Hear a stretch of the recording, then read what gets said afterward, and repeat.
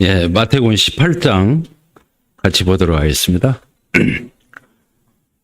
제 듣기가 시간 지키는 건데 5분을 초과했다 우리 딸이 와가지고 옐로우 카드를 예, 그래서 바로 올라왔습니다. 예, 예, 마태복음 18장 15절입니다. 네 형제가 죄를 범하거든 가서 너와 그 사람과만 상대하여 권고하라. 만일 들으면 네가 네 형제를 얻은 것이요 만일 듣지 않거든 한두 사람을 데리고 와서 두세 증인의 입으로 말마다 확증하게 하라. 만일 그들의 말도 듣지 아니하거든 교회의 말하고 교회의 말도 듣지 않거든 이방인과 세리와 같이 여기라.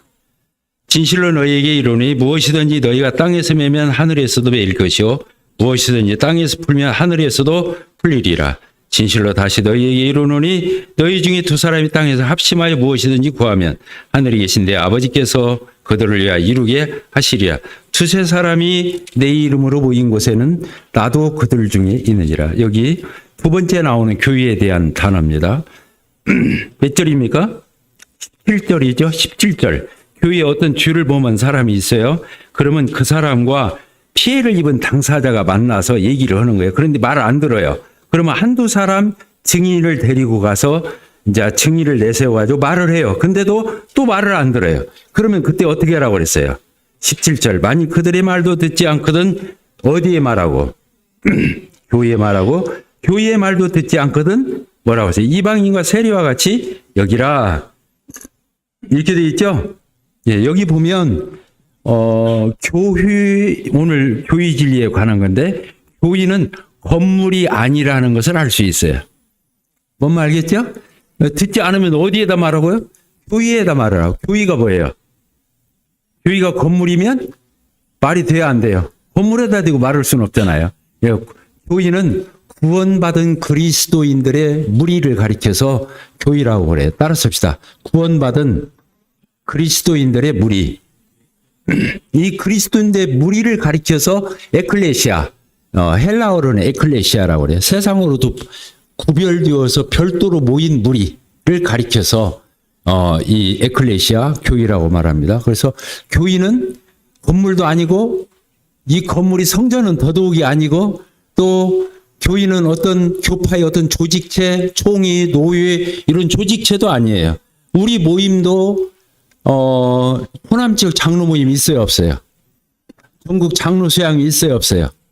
그러나 그건 그냥 우리가 교제 차원에서 모일 뿐이지 거기에다가 거기에서 어떤 사항을 결정하거나 거기에서 어떤 지역교회를 거기에서 징계를 하거나 그렇게 할 수 없어요. 뭔지 알겠죠? 교회는 독립이에요. 따라합시다. 교회는 독립이다. 그러니까 그 교회의 머리는 호남 지역 장로 모임이 뒷골 상무교회의 머리가 아니에요. 뒷골 상무교회의 머리는 누구셔요? 예수 그리스도이셔요. 아시겠죠? 굉장히 중요한 거예요. 그러니까 호남 지역 장로 모임이 어떤 일을 결정해 가지고 어느 지역 교회를 제한하거나 상관하거나 터치하거나 행정적으로 간섭하거나 그럴 수가 없어요. 뭔 말이야, 알겠죠? 전국 장로 모임도 그럴 수가 없어요. 그래서 옛날에 호남 장로 모임에서 어떤 일이 있어 하면 서울 경기 쪽에 어느 지역 교회에서 장로를 목사라고 부른다고. 그리고 거기서 신학교를 갔다 왔다고. 뭐 이런 말을 하면서 그 교회를 호남 장로 모임에서 출교를 하려고 그랬었어요. 뭔지 알겠죠? 그래서 호남 장로 모임이 열리는데 연판장을 돌렸어. 사인하라고. 그 교회를 어떻게 하기 위해서? 출교하기 위해서. 그때 이 광주에 상당히 진리 아주 강하신 엘 형제님이 계셨는데 제가 건의를 했어요. 형제님, 그것은 성경적이 아닙니다. 호남 지역 장로 모임에서 어떤 일을 결정해서 어느 지역 교회를 출교하거나 간섭하거나 행정적으로 그렇게 할 수 없습니다. 그 교회가 잘못되었다 하더라도 그렇게 할 수 없는 것입니다. 이해가 되시죠? 어떠면 이렇게 하는 것이 더 잘못인 것입니다. 이렇게 말을 해서. 그러니까 그 형제님 훌륭하셨어요. 유 형제님 말을 듣고 보니까 그 말이 맞다고. 나도 그냥 쉽게 생각했노라고. 그래서 그 자리에서 그냥 연판장 돌리다가 사인 돌리다가 그냥 그 자리에서 취소하고 없애고 지금까지 그 공문을 안 보냈어요. 이해가 되셔요? 예. 이해가 되셨죠? 그래서 전국 장로 수양회, 전국 장로 모임에서 어떤 것을 결정해서 어느 전국에 있는 어떤 모임에다가 그 공문을 보내가지고 어떤 일들을 터치하거나 거기 상관하거나 거기 이렇게 간섭하면 돼야 안 돼요? 안 돼요. 빛고울 상무교회의 머리는 예수 그리스도이신 거예요. 빛고울 상무교회는 그 예수님에게 책임을 지하는 거예요. 옹골 성천교회도 머리가 누구셔요? 예수 그리스도이셔요. 그 교회를 청건 교회도 아닌 거예요. 저희 교회는 옹골 성천교회는 어디에서 청거했다고 그랬어요? 전주 서신동 교회에서 했다고 그랬잖아요. 그 전에는 서신동 교회를 어디에서 청거했어요? 기린노 교회에서 했어요. 그래도 기린노 교회도 상관을 못 오는 거예요. 전주 서신동 교회도 상관을 못 오는 거예요. 옹골 성천교회는 머리 되신 예수 그리스도께 우리는 책임을 져야 되고 예수님에게 지시를 받아야 되고 예수님이 머리가 되시는 거예요. 어느 것도 예수님의 자리를 차지할 수는 없다고 하는 것을 우리는 알아야 돼요. 자, 이해가 되셨습니까? 그러니까 우리가 신약 이 교의 진리잖아요. 진리라는 말이 뭔 말이에요? 하나님의 말씀에 기초한 교의의 원리를 가리키는 거잖아요. 자, 이해가 되셨죠? 그래서 우리가 편의적으로 이런 것들을 해석하고 적용해서는 안 되는 거예요. 그래서 교의는 뭘 가리킨다고요? 구원받은 성도들을 가리켜서 그 무리, 떼지어 있는 그 때, 무리를 가리켜서, 그게 복수형이에요. 에클레시아는 복수형. 그래서 건물이나 어떤 조직이나 단체나 이런 뜻이 아니라 구원받은 성도들이 예수 그리스도의 이름으로 모인 그 무리를 가리켜서 교회라고 한다. 이런 거 알고 있으면 굉장히 중요합니다. 다 아는 것 같지만 그래도 이런 것들을 다시 새겨야 돼요. 자, 사도행전 1장을 가서 보도록 하겠습니다. 사도행전 1장.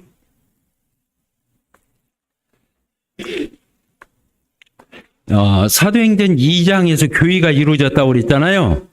그랬어요? 안 그랬어요?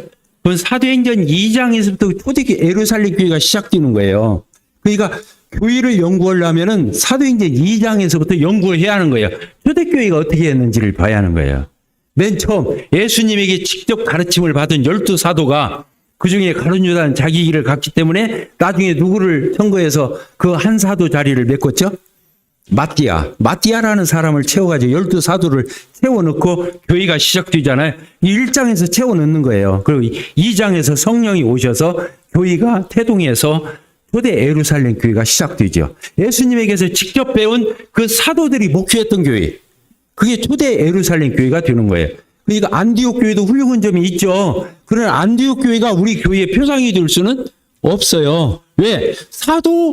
거기는 사도들의 그 기초 위에 세워진 교회가 어쩌면 아니라고 봐야 돼요. 사도와 선지자들이 터 위에 세워졌다고 하는 말은 그 터라는 말이 기초라는 뜻이고 기초라는 말은 말씀이라는 뜻이라고 그랬잖아요. 예수님에게서 직접 배운 그런 사람들이 사도잖아요.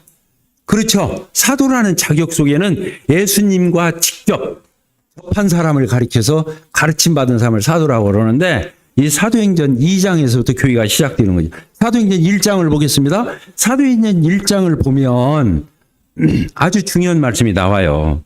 1장 2절입니다. 뭐라고 그랬어요? 그가 택하신 사도들에게 무엇으로 명하시고 성령으로 명하시고 승천한 날까지의 일을 기록하. 이게 누가복음을 얘기하는 거예요. 그러니까 데오빌로요 1장 1절에 써 있잖아요. 데오빌로가 누가복음 1장에서도 그 데오빌로 각하에게 쓴 편지에 누가가 웃지도 않네. 아시겠죠? 네, 누가가 쓴 거예요. 네, 그래서 이 사도행전은 누가 후서라고 봐도 돼요. 누가 전서, 누가 후서. 이해가 되셨죠? 네, 왜 그러냐면 데오빌로라고는 똑같은 사람에게 두 편의 편지를 쓴 거예요. 네, 그래서 이 데오빌로여 하고 예수님의 일대기에 대해서 썼다는 얘기 아니겠어요? 2절까지가 그거예요. 여기서 성령으로 명하시고 이렇게 되어 있죠. 그리고 또 뭐라고 되어 있습니까? 4절 사도와 함께 모이사 그들에게 분부하여 이르되 예수님이 사도와 함께 모여서 그 사도들에게 분부하여 이르되 예루살렘을 떠나지 말고 내게서 들은 바 아버지께서 뭐라고 그랬어요? 약속하신 것을 기다리라. 약속하신 것이 뭐예요? 성령. 그러면서 그 다음 절에 5절에 요한은 뭘로 세례를 베풀었거니와 물로 세례를 베풀었거니와 너희는 몇 날이 못 뛰어 무엇으로 세례를 받으리라? 성령으로. 자, 예수님과 세례요한의 차이가 뭐예요? 예수님 세례요한은 뭘로 세례를 줬어요? 물로 침례를 줬잖아요. 예수님은 뭘로 침례를 줬어요? 성령으로 세례를 준 거예요. 성령으로. 그래서 메시아인지는 뭘로 아냐면 성령이 누구 위에 머무는지를 보고서 아는 거예요. 예수님이 침례 받을 적에 성령이 임했어요, 안 임했어요? 비둘기처럼 임했잖아요. 그래서 예수님은 성령의 담지자가 된 거예요. 따랐습니다. 성령의 담지자. 성령을 무한히 받으신 분이 예수님이에요. 그러니까 성령은 기름 부음을 얘기하는 거예요. 기름 부음. 그러니까 예수 그리스도, 예수님이 그리스도이다 이 뜻이에요. 예수 그리스도. 예수님이 그리스도라면 그리스도가 뭐예요? 메시아라는 뜻이에요. 메시아. 메시아가 뭐예요? 기름 부음을 받은 자. 기름 부음을 받은 자가 누구예요? 예수님인 거예요. 예수님이 뭘 받은 거예요? 성령을 받으신 거예요. 뭔 말 알겠죠? 그래서 세례요한한테 그런 게 말한 거예요. 누구에게 그 성령이 임하는지를 보고 그가 메시아인 줄 알라 이렇게 표현한 말이 그런 거예요. 그래서 예수님은 성령을 무한히 받으신 분이에요. 그래서 예수님을 믿잖아. 그럼 예수를 주는 게 아니에요. 예수를 믿으면 뭘 줘요? 성령을 선물로 주는 거예요. 따라서 예수를 믿으면 성령을 주신다. 몇 절에 써 있어요? 사도행전 그 다음 장 한 장 넘겨보세요. 몇 절에 써 있죠?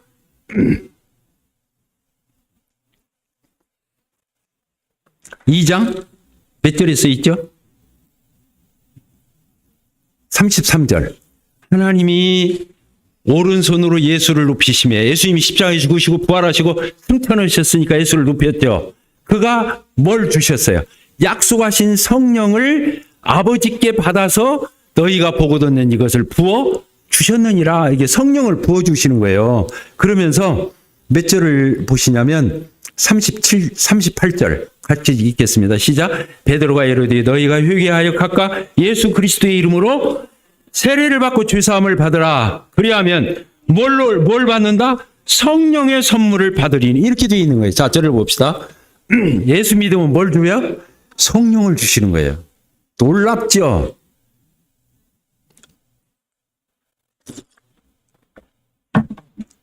그래서 지금은 무슨 시대예요? 예? 교회 시대잖아요. 은혜 시대예요? 지금이 교회 시대잖아요. 그래요, 안 그래요? 언제까지? 주님이 공중에 오셔서 교회를 데려가실 때까지 교회는 계속되죠? 그럼 교회는 누구와 함께 있는 거예요? 성령과 함께 있는 거예요. 그래서 막는 자가 있어서 아직 이 교회를 어떻게 어디를 못 하는 거예요. 막는 자가 누구예요? 성령을 가리키는 거예요. 자, 이해가 되셨습니까? 성령님 중요해요, 안 중요해요? 예수를 믿으면 예수를 주는 게 아니라 뭘 주신다고요? 성령을 주는 거라고. 예수님이 뭐라고 했냐면 내가 너희들 곁에 있는 것도 중요하지만 내가 떠나야 유익이다. 내가 떠나야 너희에게 유익인데 너희가 나와 같은 일을 할 뿐만 아니라 나보다 더 큰 일도 할 거다. 뭘 받으면? 성령 받으면. 예수님은 육신을 입고 오셨기 때문에 하나님이시지만 또 제한을 받으셔요. 지금은 어디 계셔요? 하나님 보좌 우편에 계신 거예요. 지금 우리 가운데도 예수님이 와 계셔요. 그것은 예수님이 직접 와 계신다라기보다도 성령으로 와 계신 것이 예수님이 와 계신 것과 같은 거예요. 이해가 어렵다. 자, 하나님 보여달라고 했어요, 안 했어요? 예수님한테. 보여달라고 했죠. 예수님 뭐라고 그랬어요? 나를 본 자는 아버지를 보았는. 왜 보이라고 하느냐? 이해가 됐어요? 예수님을 보면 누구를 본 거예요? 하나님 아버지를 본 거예요. 지금 성령을 받았으면 누가 내 안에 계신 거예요? 내 안에 성령님이 와 계시지만 누가 와 계신 것과 같냐면 예수님이 와 계신 것과 같고 하나님 아버지께서 내 안에 오셨다고 해도 아무런 잘못이 아닌 거예요.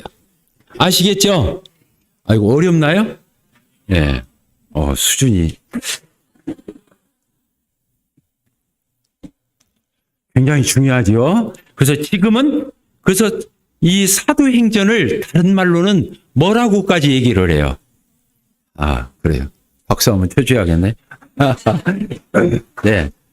이 사도행전을 다른 말로는요, 성령행전이다 이렇게 표현해요. 하나도 잘못된 표현이 아니에요. 성령행전이라고 말하는 거예요. 지금이 무슨 시대라고요? 네. 은혜 시대 아니라니까. 성령 시대라니까. 자, 구약은 누구 시대예요? 아버지 하나님 시대, 성부 시대. 예수님이 33년 동안 이 땅에 계셨죠. 베들레헴에 태어나셔서 저 감람산에서 승천하실 때까지 이 땅에 33년 동안 계셨어요. 그게 누구 시대예요? 성자 시대예요. 자, 예수님이 떠나면서 누구를 보내주셨어요? 성령. 지금은 어떤 시대예요? 성령 시대예요. 예수님이 공중에 오셔서 교회를 싹 데려갈 거예요. 그럼 이 땅에 7년 환란이 임하죠. 그때는 성삼위일체 하나님이 이 땅에 있어요, 없어요? 없어요. 아무도. 그게 무법천지가 되는 거예요. 적그리스도의 시대가 되는 거예요. 뭔 말 알겠죠? 그리고는 예수님이 지상재림을 해요, 안 해요? 지상재림을 해요. 왜 오셔요? 심판으로 오시는 거예요. 천년 왕국을 일으켜요. 그때가 바로 무슨 시대가 다시 열리는 거예요? 성자 시대가 열리는 거예요. 예수님이 천년 왕국의 왕으로 등극해서 오시니까. 그리고 예수님이 끝나는 때, 그렇죠. 백보자 심판에서 끝나고 그 하나님 나라를 누구에게 바치죠? 아버지께 바치는 때가 오는 거예요. 그러니까 그때는 이제 영원한 새하늘 새 땅으로 우리가 가잖아요. 그게 누구 나라예요? 아버지 나라인 거예요. 근데 아버지 나라가 곧 삼위일체 하나님의 나라인 거예요. 자, 이해가 되셨습니까? 굉장히 중요하죠. 그래서 지금은 성령 시대예요.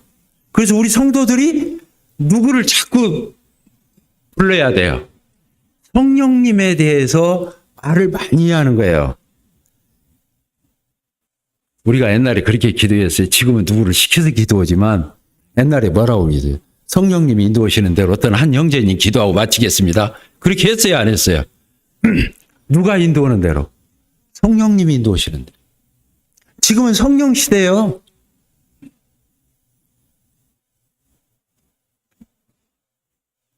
성령에 대해서 우리가 잘 알아야 돼요.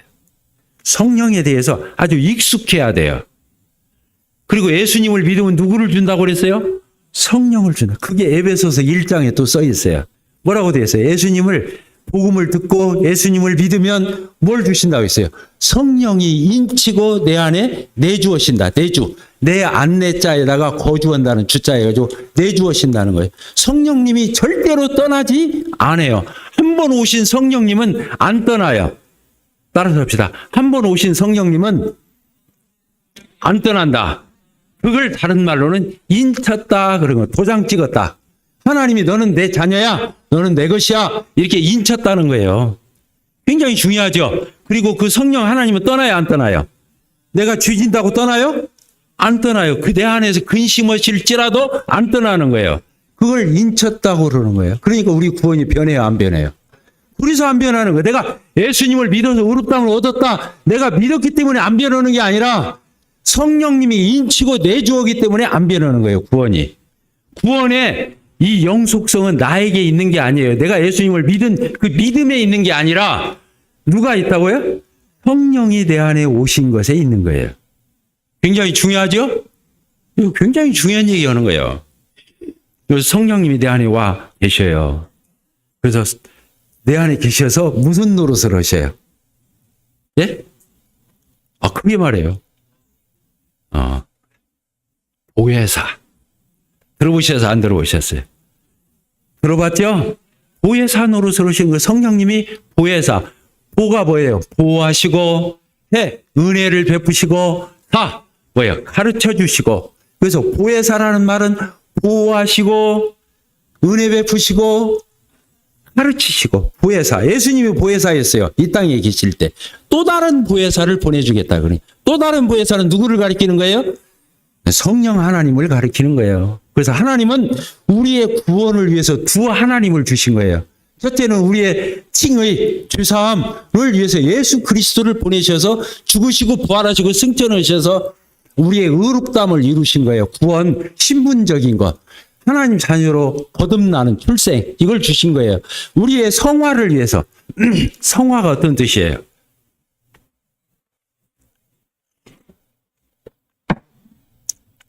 성화라는 말 들어보셨어요? 수준이 갈수록. 지난번 왔을 때는 못 알아들었던 것 같은데. 성화는 거룩하게 매일매일 조금씩 변화되어 가는 거예요. 예수님을 믿고 죄사함을 받고 의롭다함을 얻었다. 하나님의 자녀가 되는 권세를 받았다. 이것은 신분적인 구원이에요. 따라서 신분적인 구원. 그건 예수님을 믿으면서 즉각 이루어지고 영원히 안 변하는 거예요. 그걸 칭이라고 그래요. 이신칭의 믿음으로써 의롭다함을 받았다. 두 번째, 구원받으면 우리 자라가야 돼요? 안 자라가야 돼요? 자라가야 돼요. 생명이 들어왔으니까 이제 생명이 자라가야죠. 성장하고 나중에 가서는 성숙해서 열매 맺는 데까지 가야 하는 거예요. 그러죠? 그 자라가는 과정을 뭐라고 말한다고요? 신앙의 성장이다, 성숙이다는 이 말을 다른 말로는 신학적으로는 성화다 그런 거예요.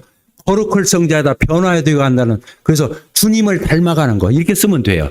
뭔 말 알겠죠? 우리가 예수님 닮아가야 하잖아요. 네. 그래서 이 성령님을 따라서 우리가 살다 보면 누구를 닮아간다고요? 예수님을 닮아가는 거예요. 왜? 성령이 하는 일이 어떤 일이니까. 예수님을 어필해주고 예수님을 드러내주고 예수님의 말씀을 생각나게 해주고 예수님의 이런 것들을 깨우쳐주고 예수님에 대한 어떤 의욕을 해주고 또 성령이 하시는 일이 뭐예요?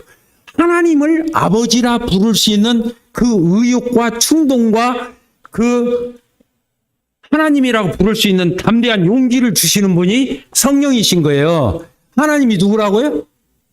네? 아버지. 그래서 아빠, 아버지라고 부를 수 있는 이 힘이 내게서 나오는 게 아니라 성령이 그렇게 여기다 갈라디아서에서 그렇게 써 있고 로마서 8장에서도 그렇게 써 있는 거예요. 자, 이해가 되셨습니까? 그래서 내가 하나님을 아버지 이렇게 부를 수 있는 것은 아무나 부를 수 있는 게 아니에요. 예수님, 하나님의 독생하신 아들, 그 예수님하고 나하고 맞바꿔서 내가 아들 되는 거예요. 상속자 되는 거예요. 유업을 이을 자가 되는 거예요. 그러죠? 그 하나님이 누가 된다고요? 내 아버지가 되는 거예요. 내가 하나님의 뭐가 되는 거예요? 아들이 되는 거예요. 하나님 나라의 직원이 되는 게 아니에요. 봉급 타는 직원이 되는 게 아니라 하나님 나라를 몽땅 상속받는 상속자가 되고 유업을 이을 자가 되는 거예요. 자, 이해가 되셨죠? 그래서 성령님과 이 교회의 일원인 교회는 성령의 공동체예요. 따라합시다. 교회는 성령의 공동체이다. 왜? 성령이 오면서 생겨났고 예수님을 믿고 성령을 받은 사람들끼리 모여 있을 때 그게 성령의 공동체고 한 몸이 되고 연합이 되고 그렇게 해서 예수님이 머리가 되고 우리끼리는 지체가 되어서 한 몸을 구성하니까 성령이 오셔서 하는 일이 연합이에요. 연합. 이게 성령님이 오셔서 여러 일을 하시는 거예요. 맞습니까? 안 맞습니까? 대화리 좀 빠릅니까? 굉장히 중요하죠? 네, 그렇습니다. 그래서 우리가 성령님을 이렇게 예수님을 믿을 때 받게 되잖아요. 그러면 지금 성화를 뭘로 해야 돼요? 구원은, 칭의는, 죄사함은 예수님으로 인해서 되지만 성화는 성령으로 인해서 되는 거예요. 따라합니다. 성화는 성령으로 인해서 되는 것이다. 굉장히 중요해요. 그래서 이제 자 보십시다. 우리가 예수님을 믿어서 의롭게 되었죠? 그럼 뭘로 살아야 돼요? 예? 답을 미리 말해주가지고. 예수님을 믿어서 우리가 구원을 받았으면 뭘로 살아야 하냐면 믿음으로 살아야 하는 거예요. 믿음으로 구원받았죠? 따라합시다. 믿음으로 구원받았으면 믿음으로 사는 것이다. 믿음이 뭐냐면 신뢰를 얘기하는 거예요. 신뢰. 영어로 trust on. 예수님을 신뢰하는 거예요. 신뢰. 모든 인격과 관계의 기초에는 신뢰가 깨지면 다 깨지는 거예요. 그래야 안 그래요? 그래서 구원도 뭘로 받는 거예요? 신뢰, 믿음으로 받는 거예요. 예수님을 믿는 그 믿음으로 받는 거예요. 자, 이해가 되셨죠? 그러면 예수님을 믿음으로써 의롭다함을 얻었으면 성화는 뭘로 해야 하냐? 그 예수님을 그 믿는 그 믿음으로 계속 그렇게 살아야 하는 거예요. 믿음으로 구원받고 믿음으로 살아야 한다. 이거예요. 따라서 합시다. 믿음으로 구원받고 믿음으로 사는 것이다. 믿음으로 구원받고 행위로 사는 것이 아니에요. 이건 이단인 거예요. 이단. 아시겠어요? 믿음으로 구원받고 행위로 사는 것은 이단이란 말이에요. 그걸 다른 말로는 갈라디안주의라고 그러는 거예요. 갈라디아 교회가 뭐가 돌았어요? 처음에 믿음으로 구원받는다 알았어요. 근데 거짓 교사들이 들어와가지고 믿음으로만 구원받는 거 맞아. 그렇지만 믿음으로만 받는 거 아니야. 할례도 지켜야 돼. 그랬어요? 안 그랬어요? 할례를 지킨다는 말은 무슨 의미가 있냐면 남자 생식기 끝에 포경수술하는 것만을 얘기하는 게 아니라 할례를 받으면 유대인들이 하는 모든 것을 똑같이 한다는 그런 뜻이 있는 거예요. 그러니까 할례는 무엇의 표시냐면 유대인의 표시인 거예요. 아시겠죠? 그러면 어떻게 살해한다는 거예요? 기독교인이 유대교처럼 살해야 유대인처럼. 그럼 구원이에요? 구원 아니에요? 구원도 아니고 죽도밥도 아닌 거예요. 그러니까 믿음으로 구원받았으면 뭘로 살아야 돼요? 믿음으로 살아요. 믿음으로 구원받고 행위로 살면 안 되는 거예요. 아시겠죠? 자, 은혜로 구원받았죠?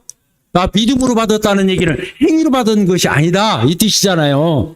그러면 믿음으로 구원받았다는 말을 다른 말로는 은혜로 거저 값없이 받은 거니까 은혜로 구원받은 거예요. 그럼 뭘로 살아야 돼요? 은혜로 살아야 하는 거예요. 따릅시다. 은혜로 구원받고 은혜로 살아야 한다. 은혜로 살아야 하는 거예요. 은혜로 구원받고 행위로 가면 안 되는 거예요. 아시겠죠? 자, 아까 뭘로 구원받았다 했어요? 성령으로. 다시 원위치입니다. 성령으로 구원받았죠? 성령으로 거듭났죠? 그럼 뭘로 살아야 돼요? 성령으로 살아야. 성령으로 구원받았는데 행위로 가면 안 되는 거예요. 성령으로 구원받고 뭘로 살아야 한다고요? 성령님의 인도함 따라 성령을 따라 행하라 이렇게 돼 있잖아요. 성령님을 따라서 살아야 하는 거예요. 성령으로 거듭나고 성령으로 사는 거예요. 은혜로 구원받고 은혜로 사는 거예요. 믿음으로 구원받고 믿음으로 사는 거예요. 그런데 거기에 뭐가 열리는 거예요? 거기에 선행의 열매가 맺히는 거예요. 아시겠어요? 그러니까 성령으로 살면 뭐가 열리겠어요? 열매가. 성령의 열매. 성령의 9가지 열매가 뭐예요?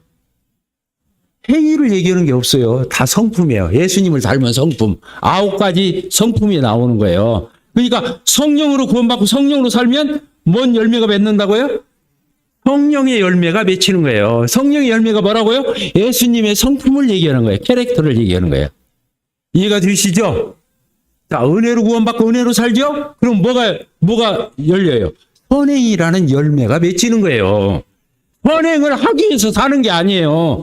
구원받은 성도는 선행을 하기 위해서 사는 게 아니에요. 아시겠죠?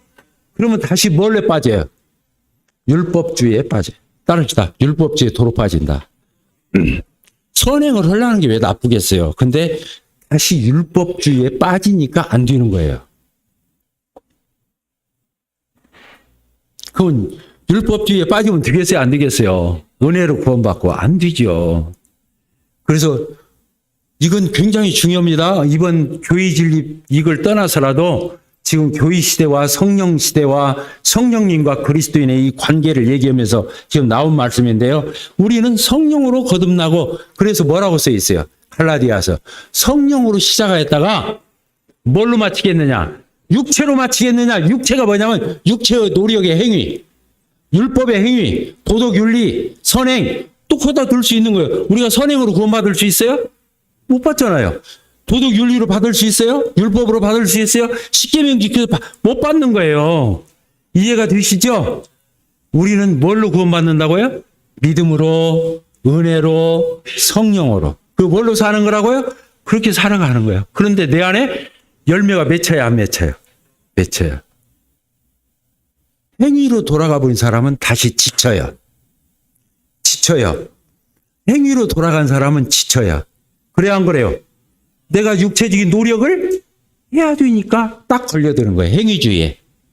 아시겠죠? 그리고 실패를 해요, 안 해요? 해요. 10번 잘해서 한 번 잘못한 것만 생각나는 거예요. 우리 모임에 성도들이 그래서 얼굴이 박지를 않은 거예요. 뭘로 돌아간 거예요? 행위로 나도 모르게. 행위라는 말만 안 썼어. 율법이란 말만 안 썼는데 율법주의로 돌아가고 행위주의로 돌아간 거예요. 근데 우리는 그렇다 해서 제멋대로 살고 방종으로 살고 뭐 자기 호구 좋은 대로 살자 이런 뜻이 아니에요. 은혜는 거룩한 은혜예요. 그래요, 안 그래요? 은혜가 저 멋대로 살으라는 은혜가 아니잖아요. 하나님께 사로잡히라는 은혜잖아요. 그래서 그리스도의 사랑이 우리를 어떻게 하는 거예요? 감고 넣는 거잖아요. 사랑이 우리를 하나님께 사로잡히도록 감고 넣는 거예요. 그것은 자유함이 있어요, 없어요? 있어요. 그래서 주의 영이 계신 곳에는 뭐가 있다고 그랬어요? 자유함. 성령으로 사는 사람만이 미소가 있고 웃음이 있고 자유함이 있는 거예요. 그게 아들인 거예요. 종은 자유가 있어요, 없어요? 직원은 자유가 없는 거예요. 출근 시간 한 번만 늦어도 안 되는 거예요. 감기 들어서 하루만 쉬어도 봉고 까야 하는 거예요. 아들은 그러든 말든 상관없어요. 오후에 나와도 누가 뭐라고 하냐. 회사가 누구 거니까. 지 거니까. 이해가 돼요? 근데 그 회사의 비상이 떨어졌네. 이거, 뭐 세무보고를 해야 한다든가 갑자기 어떤 일이 떨어져서. 그럼 그 아들은 행위주의에 빠져서 하는 게 아니라 그 회사가 누구 거니까. 친아버지 거. 친아버지 것이 누구 거야? 제 것이야. 그러니까 막 맨날 며칠이고 막 몇박 며칠을 날 새가면서 일을 하는 거예요. 봉급 안 받고도. 보너스 주는 거 기대도 안 해. 왜? 누구 거니까 회사 자체가. 이해가 돼요? 그게 그리스도인은 지쳐요, 안 지쳐요? 안 지쳐요. 봉급쟁이로 하면 안 되는 거예요. 종로로 하면 안 되는 거예요. 아들의 명분을 갖는 거예요. 유업을 이을자 상속자처럼 사는 거예요. 자유함이 있는데 어느 직원도 그 주인의 아들을 따라갈 수가 없는 거예요. 이해가 되셨죠? 그게 기독교인 거예요. 그리스도인이란 게 이렇게 무서운 거예요. 자, 이해가 되셨습니까? 아멘이 되셔야 안 되셔요? 네. 이거 아멘이죠? 정말로 중요한 겁니다.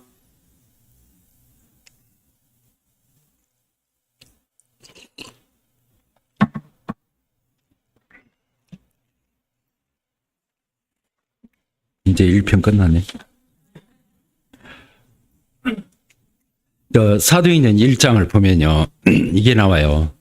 그 예수님 12제자 중에서 자기 직분을 버리고 이탈한 사람이 있죠. 누구예요? 가롯 지방에 사는 가룟 유다가 그 사도의 직분을 버렸잖아요. 근데 하나님은 사람에게 제한받지 않아요. 아시겠죠? 따라서 하나님은 사람에게 제한받지 않는다. 그렇습니다. 절대 하나님을 도와준다고 생각하면 안 돼요. 이 자리에 앉아있는 어느 누구도 내가 하나님을 도와준다. 내가 기꺼 올 상무교회를 내가 도와준다. 섬겨준다. 이건 끝장난 거예요. 이미 끝난 거예요. 그건 큰일 나는 거예요. 하나님은 사람에게 제한을 받지를 않아요. 그 사람 없어도 얼마든지 돌아가요. 우리 아버지 돌아가면서도 그랬겠어요. 우리 아버지가 빵꾸집을 24시간을 날새가면서 나중에 암으로 돌아가셨는데 하나도 차질이 없더라고. 역사는 초침 분침이 어김없이 돌아가더라고. 그래서 나는 우리 아버지 돌아가시면 우리 집안 어떻게 되나 했더니 다 돌아가더라고. 교회도 그렇습니다. 제가요 주님을 이렇게 섬겨온 세월이 있잖아요. 제가 올해까지 섬기고 이제 내년에는 쉬어요. 이제 장로의 직임은 내려놓고 이제 은사를 따라 섬기죠.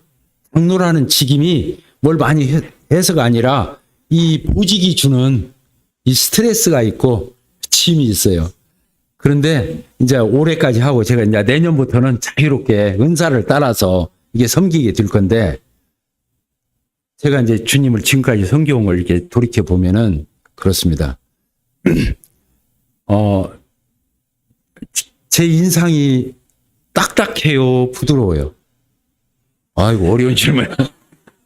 소리칠 적에는 조금 그러긴 하는데, 인상이 어때요? 유시니까 이제 그러기도 한데, 하여튼, 유아하게 보이죠? 지금, 제가 우리 교회에서도 그래요. 그냥 무조건 프리패스에 저한테 물어보면 알아서 하라고. 원인이 알겠죠? 알아서 하라고. 제가 간섭 안 해요. 상관 안 해요. 근데 이렇게 유연하고 자유롭고 좋게 하는데 딱 한 가지 양보 않는 게 있어요. 그건 뭐냐? 저를 도와주는 것처럼 할 때. 교회를. 뭔지 알겠어요? 우리 교회를 자기가 도와주는 것처럼 할 때. 하나님의 일을 자기가 뭔가 생색내면서 할 때, 저는 그건 못 봐. 왜? 하나님의 체면이 국이니까. 하나님이 아쉬워서 우리에게 뭔 일을 부탁하는 분도 아니고, 아쉬워서 우리를 사용하는 분이 아니에요. 아시겠죠? 하나님은 나 없어도 얼마든지 할 수 있다는 게 여기서 배울 수 있어요. 사도행전 1장에서 배울 수 있어요. 여기서 사도직, 가룟 유다 없다고 해서 안 돌아가는 게 아니에요. 두 사람을 천거해놓고 세워놓고 둘 중에 제비를 뽑아서 누가 됐어요? 마띠아가 되잖아요. 그럼 1장 끝절이 뭐라고 써 있어요? 사도행전 1장 끝절. 한번 봐보세요. 제비 뽑아. 25절. 봉사업이 사도의 직무를 대신할 자인지를 보이시옵소서. 가룟 유다는 이 직무를 버리고 제곳으로 갔나이다. 제비 뽑아 마띠아를 얻으니 그가 11사도의 수에 들어가니라. 이렇게 돼서 어김없이 하나님은 보완해서 다 쓰셔요. 그래요, 안 그래요? 우리 절대로 하나님 앞에서 자기 의를 가지면 안 돼요. 그게 교만이고 그게 망하는 길이에요. 아시겠죠? 내가 빛골 상무교회에서 내가 다는 아니더라도 그래도 한 구석이라도 내가 책임진 큰일 나는 거예요. 이런 생각하면 안 되는 거예요. 어떻게 생각해야 하냐면 따라서입니다. 감지덕지한다. 감지덕지가 뭐예요? 지금 여기다 물 떠다 놓은 자매님 있죠? 옹골 송축교로 데려가야 할란가 봐. 옛날 몽골 갔을 때 물 먹고 싶으면 어떤 아가씨가 자매가 물을 가지고 와. 커피 마시고 싶으면 어느새 커피 타갖고 오고 있네. 그게 이희진 자매예요. 스카우트 해가지고 몽골로 데려갔잖아. 여기 지금 이 물 누가 타서는 이게 중요한 거 아니니까 지나갑시다. 뭔지 알겠죠? 뭘 알아요? 하나님은 사람에게 제한받는 것이 아니다. 이 물 떠다는 자매가 어떻게 생각해야 돼? 내가 보길래. 따라서 내가 보길래 이 일에 쓰임받나. 이해가 돼요? 내가 뭐길래 하나님이 별것도 아닌 일 같지만 그 일에 나를 써주시냐는 거야. 감사해요, 안 감사해요? 천지를 천지의 주제이신 하나님이 무엇이 아쉬워서 나를 쓰시냐고. 저 봐보세요. 얼마나 못생겼나.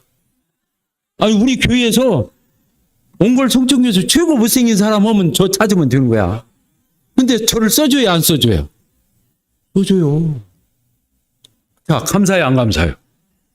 감사해요. 별일을 시키더라도 하나님 감사합니다. 내가 뭐길래. 그 성경에 써 있죠. 내가 무엇이고 한데 주께서 저를 생각하시며 나를 권고하시나이까. 있어요, 없어요? 여러분들이 그것만 생각하면 하나님이 그냥 계속 써. 그 사람은. 그런 사람 안 쓰고 누구를 쓰겠어요?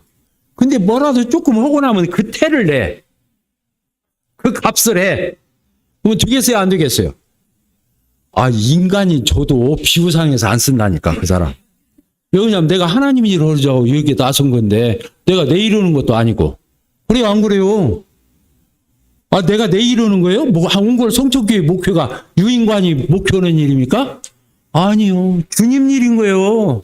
그러니까 내가 우리 성도들한테 얘기했어요. 여러분들이 다 공짜 놓고 다 그만둬도 내가 옹골 송축교회 일 내가 다 혼자 알아서 할 거니까 걱정 말으라고. 속으로는 조금 떨리지만. 진짜 하나님이 그런 분이에요. 이해가 되셨죠?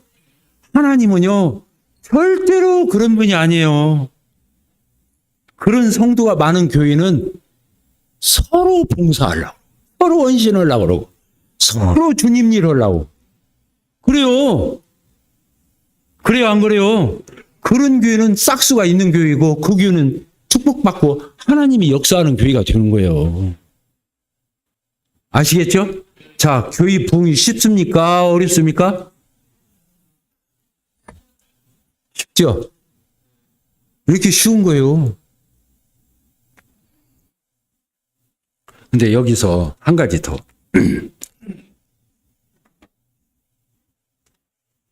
24절, 1장 24절 같이 읽읍시다. 시작. 그들이 기도하여 이르되 무사람의 마음을 아시는 주여. 이 두 사람 중에 누가 주님께 택하신 바 되어 이렇게 이 두 사람을 청거해 놓고 제비를 뽑아서 누가 뽑히나 보는데 뭐라고 했다고요? 무사람의 마음을 아시는 주여. 사람 속알 누가 알아요? 한 모임에서 30명 성계도 몰라요. 몰라요. 사람 속을 어떻게 알아요? 10길 물속은 맑으면 보여요. 한 길 사람 속은 안 보여. 근데 여기 누구는 알아요? 무사람의 마음을 아시는 주여. 하나님은 들여다보시고 우리 마음을, 그리고 하나님은 그 동기도 보시고 그 중심까지 바라보시는. 그러니까 하나님은 속일 수가 없어요. 속이려고 할 것도 없고. 그러니까 우리가 누구 앞에서 섬겨야 돼요? 사람 의식하고 사람 눈치 봐서 눈도장 찍듯이 사람 앞에서 그런 척하고 뭐 성긴 척하고 아무 의미가 없어요. 주님 앞에 가면 말할 것도 없고. 코람데오예요. 하나님 앞에 살아야 되는 거예요. 따라합시다. 하나님 앞에 살아야 한다. 네, 하나님 앞에 살아야 돼요. 그런 우리가 되게 되기를 바랍니다. 하나를 하더라도, 작은 거 하나를 하더라도 하나님 앞에서 해야 하는 거예요. 하나님 기뻐하시 안 기뻐하시? 하나님 다 아시고 기뻐하시.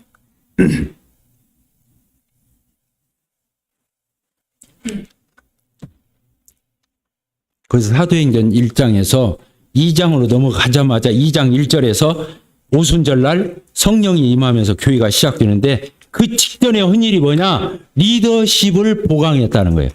교회는 제가 21가지를 썼다고 했잖아요. 예배를 제1순위로 놨지만 진짜 중요한 것은 리더가 중요한 거예요. 그 교회에 장로가 누구냐? 목자가 누구냐? 그 교회의 감독이 누구냐?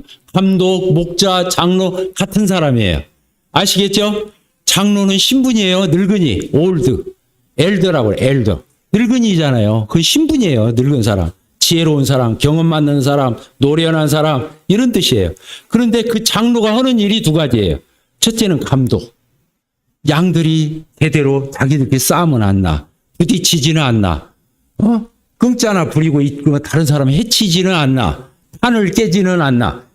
목자가 이 장로가 그걸 보아야 하는 거예요. 장로는 이단이 두르지 않나. 이 교회 안에 거짓 교사가 있어가지고 맨날 아는 체험에서 엉뚱한 거 가르치고 다니는 사람은 없나? 이게 감독이 하는 일이에요. 오버시어. 감독. 그래서 장로가 하는 일이 뭐라고요? 감독. 따릅시다. 감독. 두 번째가 뭐라고요? 목자. 따릅시다. 목자. 양을 잘 먹이고 여호와는 나의 목자시니 내가 부족함이 없으리다. 그가 나를 푸른 초양에 두시며 나를 쉴만한 물가로 인도하시는 도다. 그래 안 그래요? 목자가 있어야 꼴을 먹여주고 물을 먹여주고 이웃이 있게 키울 거 아니에요. 그래서 훌륭한 목자가 있는 교회는 축복진 거예요. 훌륭한 우리 어머니가 짐승 한 마리를 키우든 채소 하나를 가꾸든 우리 소천하신 우리 어머니는 똑 떨어지게. 우리 어머니가 키운 무는 왜 이렇게 탐스러워? 신기한 거예요. 닭 한 마리를 키우든 돼지 한 마리를 키우든 그냥 윤기가 번들번들해. 탐스러워. 주인이 누구냐에 따라서. 이해가 됩니까? 중요한 겁니다. 우리 어머니가 그랬어요. 인관아, 내가 우리 집 장남이거든. 사남매 중에. 너는 왜 이렇게 하는 일이 다 이렇게 시원치가 않냐? 우리 어머니가 나를 불러놓고 그래. 괜찮아. 목키만 똑 떨어지게 해. 뭔 말 알겠어요? 우리 어머니가 나를 그렇게 가르쳤다니까. 너 어디서 말씀 전하라고 불러오고 뭐 전화 오면 하지 마. 교회에서 애들 봐줘. 우리 교회 성도들 애들도 많은데 어디 가지 말고 너는 교회 지켜. 우리 어머니가 나한테 그렇게 가르쳤다니까요. 그래서 제가 몇 년 전부터 좀 왔다 갔다 하지 지금 그 전에는 어디 안 다녔어요. 이해가 되셔요? 뭐라고 가르치냐면 니네 아버지 말하고 네 말하고 망아지 말 2마리가 있는데 똑같이 2마리를 썰켰어. 그러면 너는 절대로 니네 아빠 말 잡으러 가지 말고 너는 네 말부터 잡아. 이 말 뭔 말인지 알겠어요? 그게 뭔 얘기예요? 너는 네 일을 똑바르게 하라 그 말이에요. 이해가 되죠? 다른 사람한테 인심 없고 다른 사람한테 좋다는 소리 듣고 박수치고 집에 와서는 처자식한테 엉터리로 하고 그러면 되겠어요? 안 되겠어요? 안 되는 거예요.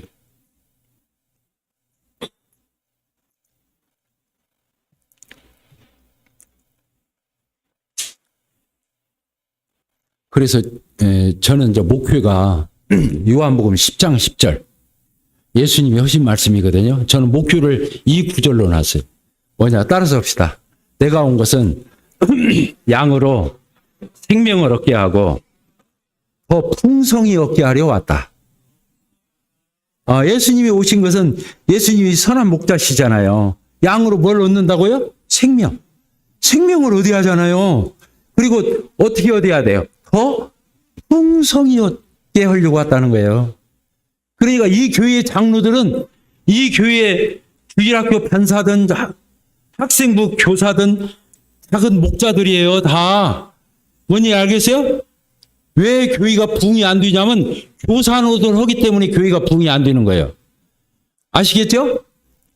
교사 노릇 하면은 양들 관리가 안 되는 거예요. 선생 노릇만 하니까. 교사는 선생이잖아요. 이해가 되세요? 교사 노릇을 하는 게 아니라 목자 노릇을 해야 하는 거예요. 따라서 보다. 교사가 아니라 목자 노릇을 해야 한다. 목자 노릇을 해야 하는 거예요. 자기 집에서 분반 공부 이게 교재나 책자 조금 읽어가지고 와서 애들 앞에서 성경 가르쳐. 나한테 할 일 다 했다. 이렇게 하면 돼요? 애들을 일주일이면 한 번 이상 전화해 와야 되고 문자 보내야 되고 그 집 가서 방문해야 되고 신방해야 되고 데려다 먹여야 되고 놀려야 되고 같이 어울려야 되고 이런 일을 안 넣으니까 교회가 부흥할 수가 없죠. 교사를 하기 때문에 부흥이 안 되는 거예요. 저희 교회는 감사한 것이 주일학교 판사, 학생부 판사, 청년부 판사들이요. 어떻게 하냐면 목자를 해요. 가서. 아이들 오잖아요. 인적사항부터. 엄마하고 사냐, 아빠하고 사냐, 할머니하고 산다, 할아버지하고 산다. 아니면 다문화 가정이랄까. 그런 가정 애들이에요, 대부분. 근데 그 아이들 데리고 진짜 기도해줘요. 손잡고 기도해주고. 뭔 얘기인지 알겠죠? 그리고 그 아이 데려다가 자기 집에서 놀려요. 놀이기구 몇 가지씩 다 있어요. 집에서 치는 간이당구체 다 있고 있어요. 애들 포카 같은 거 이런 거 다 해요. 그러니까 애들을 재워요. 먹여요. 같이 어울려요. 그러니까 그 아이가 떨어져 나가요? 안 떨어져 나가요? 안 떨어져요. 그 아이가 알아요. 진짜 나를 사랑한다. 안 떨어져 나가요. 10명 오면 한두 명 떨어져 나갈까 말까 하고 안 떨어져 나가요. 그 아이가 또 데리고 와요. 지금 우리 주일학교 아이들이 한 100명 돼요. 놀래도 안 해요. 옛날에는 쉬웠지만 지금 쉬운 게 아니에요. 근데 그 반절 50명 이상이 안 믿는 집, 전혀 안 믿는 집 애들이 50명이 오는 거예요. 학생들 거기도 8, 90명 와요. 근데 중고등학교 학생들이 8, 90명인데 안 믿는 집 애들이 40명, 50명이에요. 전혀 우리 교회에 아무 상관없는 아이들이 와요. 청년들이 한 50명 드는데 안 믿는 집 애들이 반절 이상이에요. 왜 오죠? 교사들이 목자가 되는 거예요. 이해가 되세요? 우리 청년들이 있잖아요. 우리 교회 청년들 알바하잖아요. 얼마 받아요? 한 80만 원, 90만 원 받아요. 100% 써요. 그 아이들에게. 자기 분반 아이들에게. 거짓말 아니에요. 가서 대조해보세요. 진짜 그렇습니다. 우리 성도들 다 그렇게 써요. 그러니까 빛골 상호교회도 한번 해보세요. 해보세요. 진심으로 주님 마음으로 주님 닮은 마음으로 그 진정성을 가지고 그 아이 영혼을 사랑해야 돼요. 프로그램으로 하면 안 돼요. 이해가 되시죠? 요령껏 하면 안 돼요. 목자가 돼야 돼요.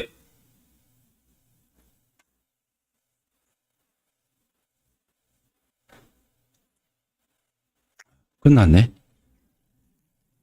제가 시간 지키는 게 선수라고 그랬죠? 아쉽지만. 그걸로 마치겠습니다. 꼭 목자가 되시기 바라요. 내가 온 것은 뭐라고요? 양으로 생명을 얻고 그래서 여기 장로들이나 집사들은 딴 생각하면 안 돼요. 우리 교회 성도들을 어떻게 행복하게 해줄까? 어떻게 우리 교회에 나오는 성도들은 윤기가 있게 해줄까? 아시겠죠? 이 헌금 다 누가 내요? 예?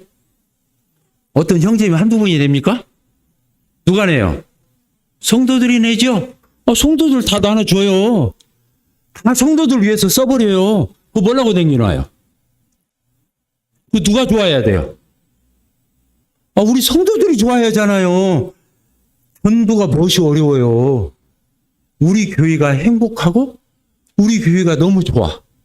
사람들한테 가서 뭐라 그래? 뭐 예수님 십자가에 죽으시고 뭐 부활하시고 막 그렇게 해서 전도됩니까? 어떻게 하면 돼요? 우리 교회 와봐. 우리 교회 좋아. 우리 교회 와봐. 실제로 와봐. 우리 교회는 진짜 행복해. 성자님들 정말 훌륭하셔. 여기 그냥 좁아서 못 앉아 있어요. 오래 못 넘겨요. 이 예배당. 이해가 되셔요?